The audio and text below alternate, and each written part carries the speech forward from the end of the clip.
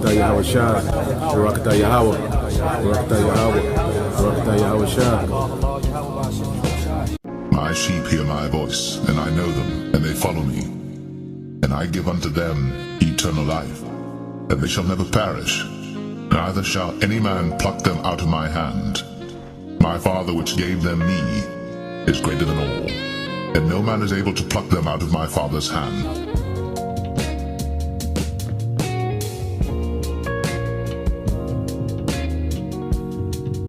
Shalom. First and foremost, I want to give all praises, honor, and glory to Yahweh, Bahashem, Yahweh Shai, Bahashem, Rakah Kodash. Yahweh is the name of the Heavenly Father in the ancient Hebrew, and Yahweh Shai is the name of His only begotten Son, the Messiah, who the world ignorantly calls Jesus Christ. Double honors to the apostles of Great Millstone, and peace and blessings to the elect. Okay, just gonna, do a continuation, going into Daniel 11. Okay, today, last time we ended off in the fourth verse. All right, so, today I'm going to cover the fifth and the sixth verse. It's not really too much, in here. So that's why I lumped the fifth and the sixth verse together. All right, but let's just get right into it. All right, so this is Daniel 11:5. It says, "And the king of the south." Now, like I said, being that it is a continuation of, from verse 4, you at this point, all right, you have the Persians have gone down. All right, the Persians have been taken down by the. I'll just sum it up. All right, you have in the time when Daniel was saying this. All right, you had Cyrus, which is the king, but the three kings that were yet to stand up were Cambyses II, Bardia, and Darius the Great, and then the fourth that came after them was Xerxes. All right, Xerxes the first, the one you see in the movie 300. Okay, now eventually, he goes up and invades Greece. That's where you have the whole Battle of Thermopylae, and then later on down the line, Alexander comes. That's that mighty king in verse 3.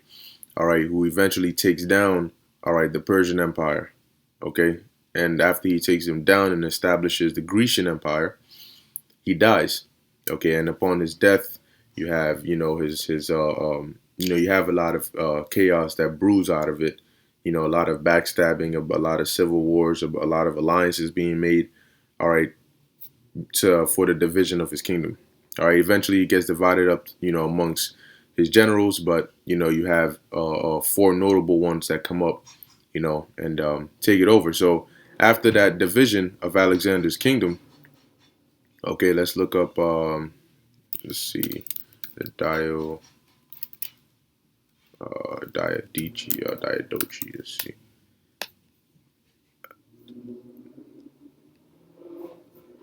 So when we pull this up here, all right, as you can see, this is a map of the Near East, okay, and you have, it tells you who has what over here. Okay, so now we're at the point where, Seleucus has this whole area, Ptolemy. Now, Ptolemy has Egypt, Cyrene, portions of Asia Minor, all right, Pamphylia, so on and so forth, Cilicia. Okay, he also has Cyprus, and he eventually gains control of, some islands up in the Aegean. Okay, so Ptolemy would be the king of the south at this point in time. All right, starting with Ptolemy the First Soter. Okay, which the word or the name Soter means savior, and he got that by defending the island of Rhodes. Okay, so they gave him that name savior. And then the king of the north, all right, in the beginning was Seleucus, as I have here. Okay, Seleucus the First Nicator, which means victor. Okay, see, so as you can see over here, so now let's go Daniel 11:5. It says, "And the king of the south shall be strong." All right, and that was Ptolemy the First Soter. Okay, let's read a little bit about him. All right, it says here, Ptolemy the First Soter. Now, Ptolemy grew up, all right, with Alexander. Eventually he was in Alexander's army. I believe he became Alexander's bodyguard and so on and so forth. But after Alexander's death, he used his diplomacy and so on and so forth to really gain that portion, all right, of Egypt, and then he expanded on it. All right. So it says here, he was a companion of and historian of Alexander the Great, um, of the kingdom of Macedon in northern Greece, who became ruler of Egypt, part of Alexander's former empire. Ptolemy was pharaoh of Ptolemaic Egypt from 305 to 304 BC to his death. He was the founder of the Ptolemaic dynasty, which ruled Egypt until the death of Cleopatra in 30 BC, turning the country into a Hellenistic kingdom and Alexandria into a center of Greek culture.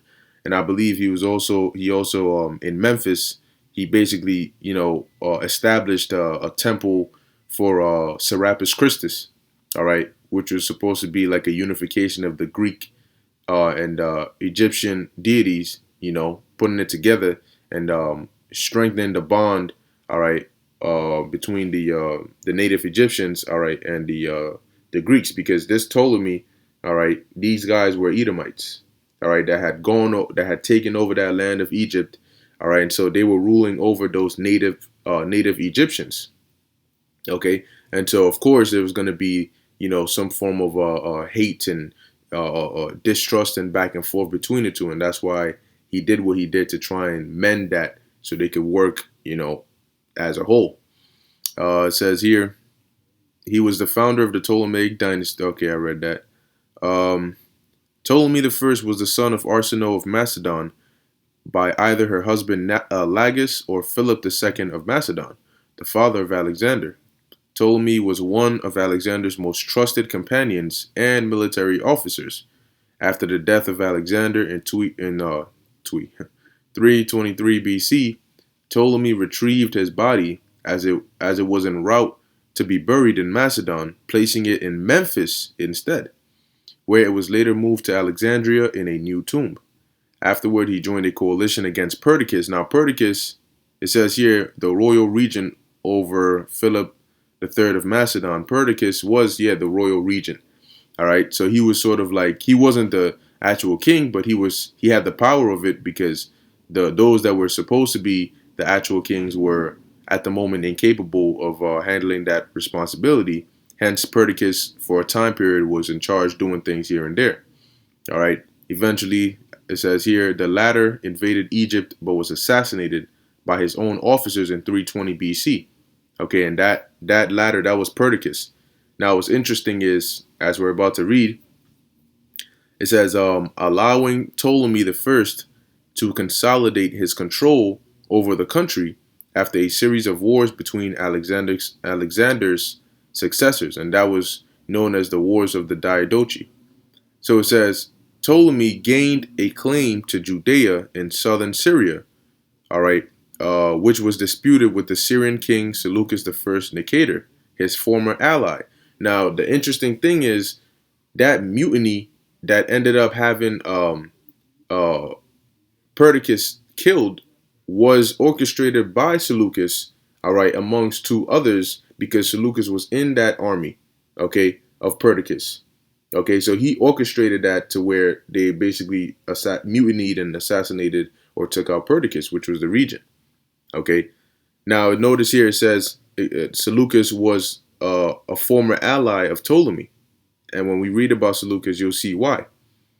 It says so Ptolemy gained a claim to Judea in southern Syria, which was we know who was in Judea, all right, which was disputed with the Syrian king Seleucus I Nicator, all right. And when we get to the First Syrian War, all right, or the background of it, you'll see how or why this eventually led to those Syrian wars, and it was called the Syrian Wars because it was over that portion of Coal Syria.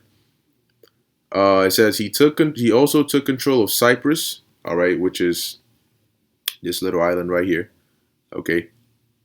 Where are we at? And Cyrenaica, the latter, which was placed under the control of Ptolemy's stepson Magus, all right, which basically should be, pretty sure it should be around here. All right, let's just look at it. It should be in Cyrene, or it should be Cyrene. Let's see, Cyrenaica. Images.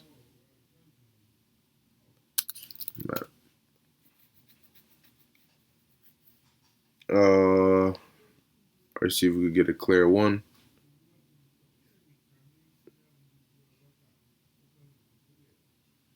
All right, as you can see right here, basically the same area. Now let's read a little bit about it and let's see what they say.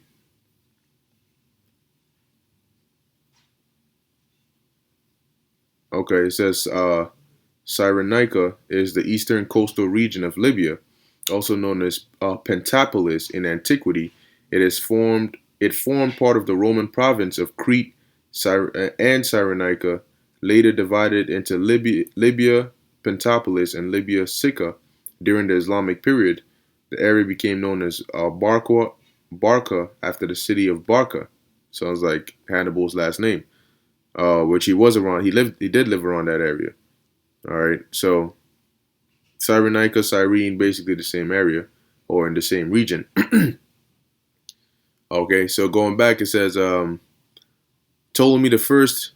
All right, this is just excess information that we don't really need. So we know a little bit about Ptolemy. All right, going back to Daniel 11:5, the king of the south shall be strong, and Ptolemy was strong. And now it says, and one of his princes, and he shall be strong above him, and have dominion, and his dominion shall be a great dominion. And that prince, when you go into the word prince, all right, it says here, that one of the definitions, you have prince, ruler, leader, chief, chieftain, but you also have captain, a general, commander, in when using it in the military sense. All right. You also have a vassal, somebody under the king. All right. You have a chief. Okay, so it can be you can use it as merchant princes of rank and dignity. All right, so it can be used in different contexts. All right, as you can see, one of the definitions here also is patron angel. Okay, so you see it says here outline of biblical usage. So this is how the word prince is used, because there are accounts where angels are referred to as princes. All right, let me see. I believe if my memory serves me right, Daniel 12:1. Exactly, Daniel 12:1. And at that time shall Michael stand up, the great prince. All right, the great prince, which standeth for the children of thy people. Okay, and then it goes on and tells you what he's going to do. Okay, so just to give you some understanding on the word prince, automatically we just think of somebody who's the son of a king, but it can be used in different ways as well. And in this way, it's being used as in a military sense. All right, because let's read about Seleucus. All right, it says Seleucus the first Nicator. Seleucus the first Nicator, which means victor, or Seleucus the victor, was a Greek general and one of the Diadochi, the rival generals, relatives, and friends of Alexander the Great, who fought for control over his empire after his death. Having previously served as an infantry general under Alexander, he eventually assumed the title of Basileus, which is king, and established the Seleucid Empire over the bulk of the territory which Alexander had conquered in Asia. Now, if you notice, it says his dominion he shall have and have dominion, and his dominion shall be a great dominion. Because when you look here, look at look at Seleucus. All right, his territory in comparison to everybody else. All right, he had the biggest portion, extending all the way to India. All right, to the Indus Valley or Indus River, right here. Okay, I believe it was the Indus Valley, but so it says after the death of Alexander in 323 BC, Seleucus initially supported Perdiccas, the Perdiccas we read about, the region. It says the region of Alexander's empire, and was appointed commander of the companions and chiliarch of the partition, at the partition of Babylon. Now, when you look up the companions, it was basically, like it says, an elite cavalry of the Macedonian army from the time of King Philip II of Macedon. So like a high level, a group of the army. Chiliarch is a military rank dating back to antiquity. It It says, however, after the outbreak of the wars of the Diadochi in 322, Perdiccas' military failures against Ptolemy in Egypt led to the mutiny of his troops in Pelusium. Perdiccas was betrayed and assassinated in a conspiracy by Seleucus, Python, and Antigenes. All right, in Pelusium, sometime in either 321 or 320 BC. At the partition of Triparadises. Now, the partition of Babylon was when they all got together and said, "Hey, we're gonna divide up Alexander's kingdom," and then eventually they divided it amongst all the different generals. All right, and then about 3 years later, okay, or 2 years later, they repetitioned at the partition of Triparadises, okay, because during the time of the partition of Babylon, I believe the regent or the ruler, right, the regent king at the time was Perdiccas. But after he was done, the regent at the time became Antipater, okay? So they redid it again, and they said, all right, you get this portion, you get this portion, so on and so forth. So it says, at the partition of Triparadises in 321 BC, Seleucus was appointed satrap of Babylon. All right, so he was in control of Babylon under the new regent Antipater. But almost immediately, the wars between the Diadochi resumed, and Antigonus forced Seleucus to flee Babylon. Seleucus was only able to return to Babylon in 312 with the support of Ptolemy. All right, from 312 BC, Seleucus ruthlessly expanded his dominions and eventually conquered the Persian and Median lands. Seleucus not only ruled not only Babylonia, but the entire enormous eastern part of Alexander's empire. Hence, you have all this thing right here. Okay. Now, let's see. We're gonna go down to here. It says admiral under Ptolemy. Okay, and as we looked up the word prince, all right, one of his princes, we saw the terms that were used. All right, Shar. It says here a captain, general, commander. Okay, now let's look up what an admiral is. Admiral, military.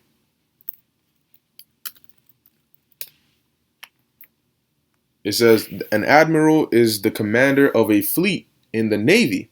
Admiral is one of the highest ranks. The military is full of ranks such as captain, private, major, and corporal. Another is admiral, a ranking specific to the Navy.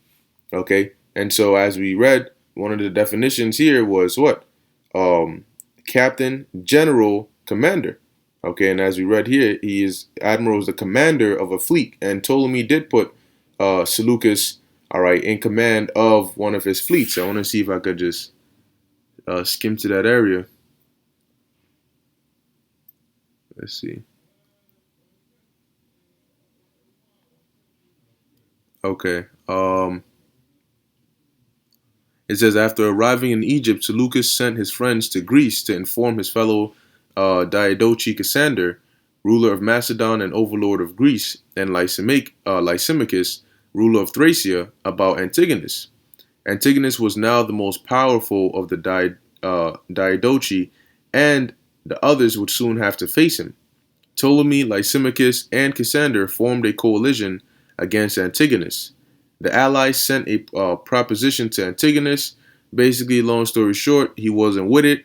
They ended up going to war. You know, when you skim through all of this, they ended up going to war in, I believe, 301 or 302 BC, and they took him out. Now, I'm looking for the area where Ptolemy basically made or gave Seleucus some ships, all right, and had him go defend Rhodes. Okay, let's see. All right, it says here, Seleucus acted as an admiral to Ptolemy during the first phase of the war. Antigonus was besieging Tyre when Seleucus sailed past him and went on to threaten the coast of Syria and Asia Minor.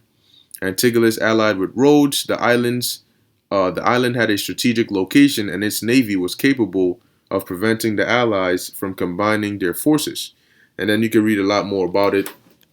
Nonetheless, going back to the point, all right, now you know these two individuals. You had Ptolemy the First, all right, the king of the south, and then you had Seleucus the First Nicator, which Seleucus ended up dying. Seleucus the first ended up getting put to death by Ptolemy's son. Okay, because Ptolemy, when you look up here, let's look up his issue. If it'll show us his children, right? It says one of them was Ptolemy the second Philadelphus. Okay, but I believe another was Ptolemy. Yep, right here, Ptolemy the second Cyrannus. Okay, now Ptolemy Philadelphus, the one we know. All right, he was the younger brother. All right, Ptolemy Cyrannus was the older brother. But they, the way things turned out, things didn't go in the favor of the older brother. So the older brother, he dipped. He escaped out of there and he went over I believe he went to Macedon. All right, let me see. Let me confirm that. All right, he basically fled to Lysimachus in Thrace and Macedon. And then through some mischievous acts, he causes a court intrigue over there, and then allows Macedon to now get taken over by Seleucus. Okay, so Seleucus comes over, takes it over, and then he takes Ptolemy Cyrannus into his inner circle, and then eventually Cyrannus kills his ass. All right, and that's how Seleucus the first dies. Okay, but nonetheless, Daniel 11. See, here's where you need to understand, because as you're reading through the different verses, there's points where it jumps. It might skip through time. Okay, and you might think that it's talking about the same person in verse 5 and verse 6 because of the pronouns. All right, and it sounds like a continuation, but it's not. So you got to be cautious with that. So verse 6 has now skipped because verse 5 it says the king of the south is strong. We're starting off talking about Ptolemy the first. Verse 6 is now talking about the end of the second Syrian war. All right, because the bulk of Daniel 11 is talking about the 6 Syrian wars. All right, when you look up Syrian wars, it will tell you, it says the Syrian wars were a series of 6 wars between the Seleucid Empire and the Ptolemaic Kingdom of Egypt, successor states to Alexander the Great's empire during the 3rd and 2nd centuries BC over the region called Coel Syria, which is Kal Syria, which is all Syria. One of the few avenues into Egypt. These conflicts drained the material and manpower of both parties and led to the eventual destruction and conquest by Rome and Parthia. They were briefly mentioned in the biblical books of the Maccabees. All right. So these Syrian wars is basically the war over Syria between the king of the north, which you often hear, and the king of the south. The king of the south was dealing with the Ptolemies, and the king of the north was dealing with the Seleucid dynasty. All right, so Antiochus comes from the Seleucid Empire. All right, so before we read Daniel 11 and 6, let's take a look at what this is right here. What is the Syrian wars? It says a little bit background. In the wars of the Diadochi following Alexander's death, which just means the wars of his generals or his successors, Coel Syria initially came under the rule of Antigonus Monophthalmus, which was also one of the generals, but he had the largest portion. And so we just read about how Ptolemy, Lysimachus, Cassander, and Seleucus basically had that coalition to take out Antigonus. And then, they split up the different portions among themselves. In 301 BC, Ptolemy the first Soter, who 4 years earlier had crowned himself king of Egypt, exploited events around the Battle of Ipsus. That's the Battle of Ipsus is where they defeated Antigonus, to take control of the region. The victors at Ipsus, however, had allocated Coel Syria to Ptolemy's former ally Seleucus I, Nicator, founder of the Seleucid Empire. Seleucus, who had been aided by Ptolemy during his ascent to power, did not take any military action to reclaim the region. Once both were dead, however, their successors became embroiled in war. All right, so this area, let me close this out. This land of Coel Syria originally was supposed to be allotted to, Seleucus. Ptolemy takes advantage of all the chaos that's going on and claims that joint for himself. Seleucus knows that that's not his, but, due to the history they had, they didn't want to go back and forth.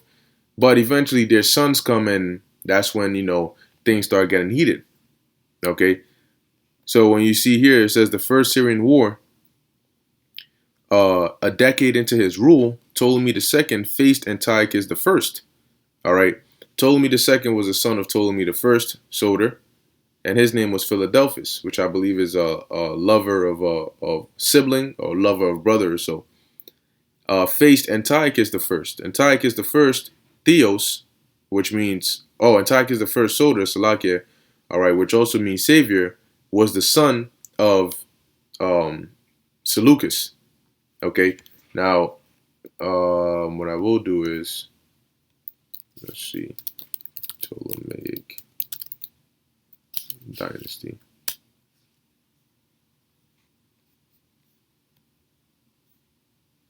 Let's see if they give us something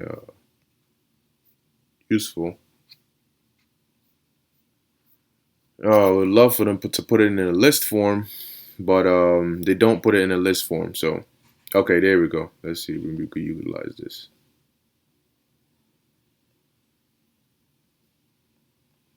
All right. So here you go. You have Ptolemy II, his wife, Ptolemy III, Ptolemy IV, Ptolemy V, the sixth, and then, you know, so on and so forth. All right, but they don't give it to you in a list form. All right, which is a shame.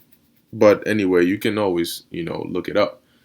But going back to the Syrian war, so now these are the sons, all right, of those two kings that didn't go to war with each other, but there was reason to, right? So a decade into his rule, 10 years into his rule, Ptolemy II, Philadelphus, faces Antiochus I, the Seleucid king, who is trying to expand his empire's holdings in Syria and Anatolia. Now, Antiochus would be right to do so because originally it belonged to his father. But Ptolemy's father already had taken control of it. So Ptolemy, he now comes into power inheriting it. And he's like, yo, what you think you're doing, bro? It says Ptolemy proved to be a forceful ruler and skilled general. In addition, his recent marriage to his court-wise sister Arsinoe of Egypt had stabilized the volatile Egyptian court, allowing Ptolemy to successfully carry out the campaign. The First Syrian War was a major victory for the Ptolemies. Antiochus took the Ptolemaic-controlled areas in the coastal Syria and southern Anatolia in his initial rush. So, boom, it breaks out. Antiochus the first says, "I'm taking this joint back, and I'm taking this place. Taking this area back as well." All right, that's what leads to war, and what happens in the war. It says Ptolemy reconquers these territories by 271, extending Ptolemaic rule as far as Caria and into most of Cilicia. Okay, which Cilicia is right here. All right, and I believe Caria should be somewhere around this area here. All right. Western Anatolia. Yep. So it says, with Ptolemy's eye focused eastward, his half-brother Magus declared his province of Cyrenaica to be independent. It would remain independent until 250 BC, when it was reabsorbed into the Ptolemaic kingdom, but not before having triggered a sequence of Ptolemaic and Seleucid court intrigues, war, and ultimately leading to the marriage of Theos and Berenice. This is what it's talking about in the 6th verse. But I just want to give you a little bit of context before that. So from verse 5, we're dealing with Ptolemy I, Seleucus I, right? They've worked together before, so, you know, they didn't really do anything. In between that time of verse 5 and verse 6, Ptolemy II comes, Antiochus I comes, they go to war, which is the First Syrian War. Ptolemy wins, okay? But that's not the end of it. You have the Second Syrian War, all right, which is about 9 years later. It says, 60, 70, 11 years later. Antiochus succeeded his father. Antiochus II succeeded his father in 261 BC, and thus began a new war for Syria. Now, I think a good way to do this is if I just pull up. Let's get a blank. All right, so here's what we're going to do. We're going to do, let's put the writing up, about 18. And we're going to do Ptolemy. All right, Ptolemies and Seleucid dynasty. All right, Ptolemaic dynasty. All right. So you have Ptolemaic dynasty. Who do we have? You have Ptolemy, the first Soter. All right, which means savior. And then you have Seleucus, the first Nicator. Nicator. Maybe I just bring the font down a bit. All right, you have Seleucus the first Nicator. These two did not go to war, okay? But after them, you have their sons, right? Ptolemy the second Philadelphus. He goes to war with Antiochus the first Soter. All right, so this was the first Syrian war. Okay, right here, between these two guys, boom and boom. Right now, he wins. Right, he's the victor. He wins the first Syrian war. Okay, what happens now? The same Ptolemy. I'm gonna just write it again. The same Ptolemy the second. All right, Philadelphus. Then goes to war with this guy's son.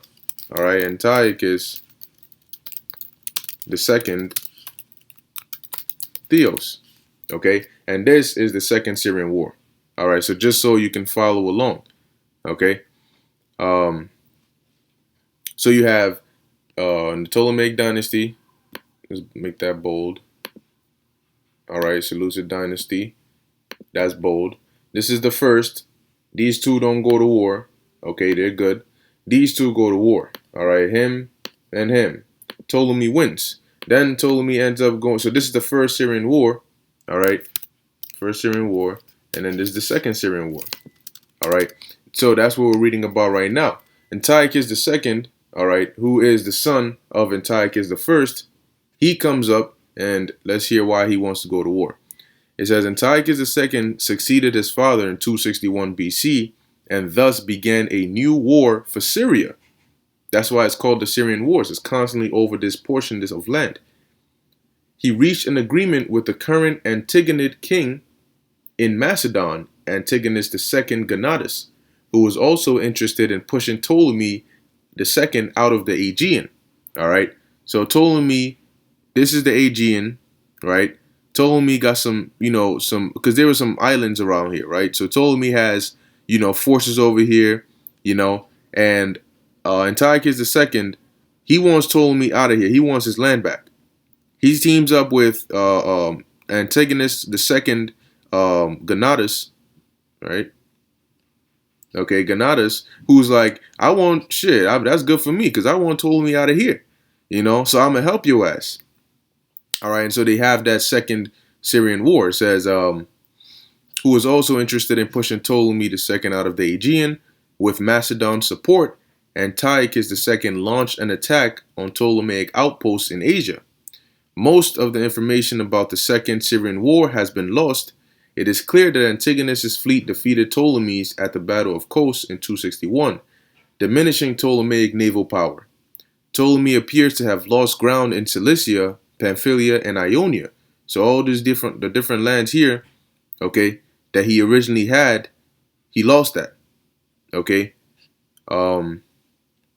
It says, while Antiochus regained Miletus and Ephesus, Macedon's involvement in the war ceased when Antigonus became preoccupied by the rebellion of Corinth and Chalcis in 253 BC, possibly instigated by Ptolemy, as well as an increase in enemy activity along Macedon's northern frontier. The war was concluded around 253 BC, and that's what brings us to Daniel 11 and 6. At the end of years, all right, they shall join themselves together. That was the conclusion of the second Syrian war. All right, as we're about to read. The war was concluded around 253 BC with the marriage of Antiochus, and this is Antiochus II, THEOS, to Ptolemy's daughter, Ptolemy II Philadelphus. All right, like we have here.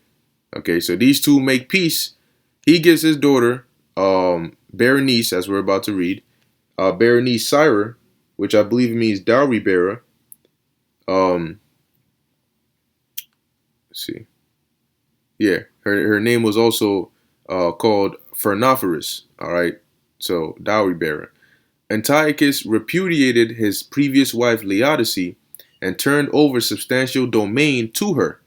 He died in Ephesus in 246 BC, poisoned by Laodice.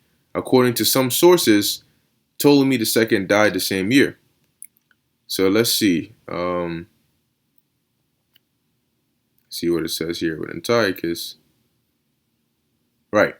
So Antiochus II, this is what we're reading here, Daniel 11:6, right? And in the end of years, they shall join themselves together. This was the end of the Second Syrian War. They joined themselves together as a form of, ending that war. For the king's daughter of the south shall come to the king of the north to make an agreement. And it was an agreement through marriage. Okay, so you had Ptolemy II, that was the king of the south, and his daughter, Berenice Syra, came to the king of the north, which was Antiochus II Theos, to make an agreement through marriage. She was going to marry him. But she shall not retain the power of the arm, neither shall he stand, nor his arm, but she shall be given up, and they that brought her, and he that begat her, and he that strengthened her in these times. Now, what does this mean? When you read, as we're about to read, when she went up in there, eventually the agreement didn't really stand because we're about to read it. But Antiochus ends up he has to divorce his first wife Laodice in order to marry Berenice, to make the agreement in the first place. Later on, he ends up going back to Laodice. He's like, "Oh, you stay here." He misses his old wife, so he goes back to Laodice, right? So it says, "She shall not retain the power of the arm," right? That agreement that she was going to basically be the the wife. Her son is going to become king. That basically now is dying down. Neither shall he stand nor his arm, because he goes to Laodice, and what happens to him? She puts him to death. She poisons him. Okay, so now he's dead, and that he being Antiochus II Theos, but she shall be given up, because eventually what happened to her? Laodice ends up, or her conspirators end up killing Berenice. Okay, it says, and they that brought her, and he that begat her, her father also died. He wasn't killed by them, but he died. And he that strengthened her in these times. Okay, so now let's read the history of it, okay, of what actually happened. All right, and so we're going to read about Antiochus II because it gives us a little bit more about, what happens, through all this, right? So it says he inherited. All right, we're just going to skip through to the main part. Okay. In 253 BC, in the aftermath of the Second Syrian War, Daniel 11:6, Antiochus II made peace with Pharaoh Ptolemy II Philadelphus. He divorced Laodice and married Ptolemy II's daughter Berenice. All right, that's the first part. At the end of years, they shall join themselves together, for the king's daughter of the south shall come to the king of the north to make an agreement. All right. That's what we're reading about. Let me close this out. All right. So, he divorced Laodice, which was his first wife, and married Ptolemy II's daughter, Berenice, with the understanding that any children born from their union would inherit the Seleucid throne, the power of the arm, the agreement. That was the understanding. But she didn't retain the power of the arm. Why? It says here, it says, for she shall be given up, because she does die. All right, but anyway, let's keep reading. Although no longer queen, Laodice was still a very powerful and political influential figure, because she wasn't just any ordinary woman. Antiochus gave Laodice various land grants throughout Anatolia, and that's Asia Minor, which are also known through inscriptions. That's where you get Laodicea. All right, Laodicea is named after Antiochus' wife, Laodice. She owned a large estate in the Hellespont, other properties near Cyzicus and Leon and in Caria. In a royal record at Sardis, mentions her land titles were to be kept as royal land in disposal in grants or sales. It says, during her stay in Ephesus, Laodice continued numerous intrigues. All right. And if you're curious about it, intrigue definition. All right. It says, arouse the curiosity of, make secret plans to do something illicit or detrimental to somebody, to conspire. Okay, so if you have like a court intrigue, it's a conspiracy in the king's court, maybe to kill him or cause some form of commotion, right? So that's what she did. So it says here, she continued numerous intrigues to become queen again, because she's originally queen, but her husband is like, yo, I'm about to marry a new chick, so now you gotta fall back. You think she's just gonna sit there and take that? Hell no. This is basically like some Game of Thrones, for those who watched it, kind of scenario. So it says, by 246 BC, Antiochus had left Berenice and her infant son Antiochus. Okay? Don't get it confused. Antiochus is not a name, number one. Antiochus is like a title, So this here is talking about Antiochus II, Theos.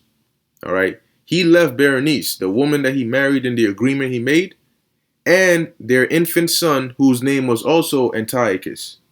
All right. And it says in Antioch, so that he could go live again with Laodice in Asia Minor. Once again, what? She shall come to the king of the north to make an agreement, what? Through marriage, and that her child will basically become the king, but she shall not retain the power of the arm because the agreement fails, because what? He leaves her. All right. Neither shall he stand nor his arm. And we're about to read about that. Because it says he leaves to go live again with Laodice the first of Asia Minor. Laodice took the occasion to poison Antiochus, while her partisans at Antioch murdered Berenice and their infant son. Antiochus was buried in Bellevue Mausoleum. Okay, so there you have it. She shall not retain the power of the arm, neither shall he stand nor his arm. The agreement fails because Antiochus II leaves her to go back to his previous wife. When he does that, he ends up getting poisoned by his previous wife. She shall be given up because that same previous wife, Laodice, ends up having Berenice put to death. All right? And they that brought her, and he that begat her, because at this point, her father, Ptolemy Philadelphus, is now basically dead. Okay? And he that strengthened her in these times, and what happened to Berenice, not only did they put her to death, but they also killed her son, Antiochus. Okay? So, this is the ending of Daniel 11 and 6. Okay? This is talking about the ending of the Second Syrian War, the agreement that was made, but it ends up failing. And then all this does is it just throws them back into more turmoil, all right, of war. Okay, and I'm going to end it off here. Next time we'll go into verse 7, all right, which basically goes into the war that was sparked, all right, based upon Berenice's brother, that was that branch out of her roots, Ptolemy the Third, all right, Ptolemy the Third Euergetes. He basically comes up and he sees what goes on and he's upset, so he declares war. So it's known as the Third Syrian War, but it's also known as the Laodicean War. Okay, so as we can see here, just a quick recap. Let me erase this.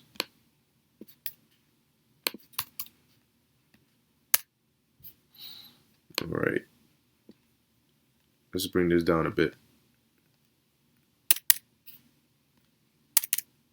Okay, so Ptolemy the First, let me just put it like this. Peace. There's peace between the two of them. All right. But when you come to their sons, you have the First Syrian War. All right. First Syrian War is between these two. Okay.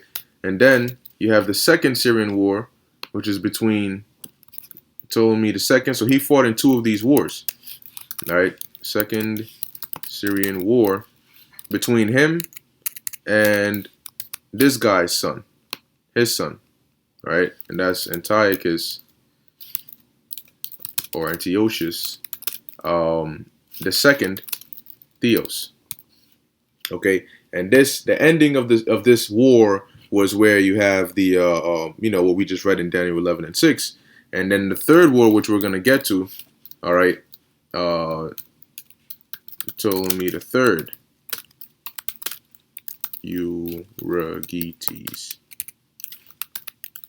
which is gonna be the third Syrian War, and that's between him and Seleucus the second. I believe it was Callinicus, but let's just confirm and make sure. Yes, it was. Let's see. Double L. All right. So that's what we're going to get into. And really, this is all just secular history. But what is it doing? It's showing you that what? Daniel, number one, Daniel was not alive during this time period, the 3rd and 2nd century of BC. Daniel was not alive during this time. All right. And the time Daniel got the vision, he got this vision, Alexander wasn't even born. All right. Alexander wasn't even born yet, because this was during the first year of Darius the Mede. Okay. So this is after, right after Babylon falls around 539 BC. And we're dealing with events that are taking place around 270 something BC, 253 BC. I mean, so imagine how many hundreds of years that is. All right, but we're seeing these prophecies come to pass. So how do you explain that? Okay. Anyway, I'm gonna end it off there. Lord willing, this was edifying unto the elect. In closing, I want to give all praises, honor, and glory to Yahweh, Bahashem, Yahushai, Bahashem, Rakha Kodash. Until next time, Shalom.